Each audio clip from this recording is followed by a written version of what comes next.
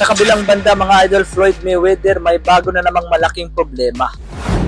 Ayon sa balita mga idol, naharap ngayon sa kasong kriminal ang boxing legend na si Floyd Money Mayweather matapos umano itong mag-issue ng cheque na nagkakahalaga ng $200,000 na kalaunan ay tumalbog o walang sapat na pondo. Ayon sa mga prosecutor ng Clark County, kinasuhan si Mayweather ng theft na may halagang lampas na $100,000 at pag-issue ng bad check na may layuning manloko. Ang kasong ito ay may kaugnayan sa umano'y pagbili niya ng mamahaling alahas sa isang luxury jewelry store sa Las Vegas noong Disyembre 2024. So dahil sa balitang ito mga idol, marami na talaga ang kumbinsido na naghihirap na talaga itong si Floyd Money Mayweather dahil hindi na po talaga biro ang kanyang mga kaso. At kung sakaling hindi ito magbayad, siguradong kulungan na ang kanyang babagsakan. Marami nga ang nagsasabi mga idol na ang kanyang paparating na exhibition match at ang laban niya kay pambansang kamao Manny Pacquiao, lahat daw ng kikitain ni Mayweather dito ay pambabayad lang niya sa kanyang mga utang. Kaya naman ano ang masasabi nyo dito mga idol?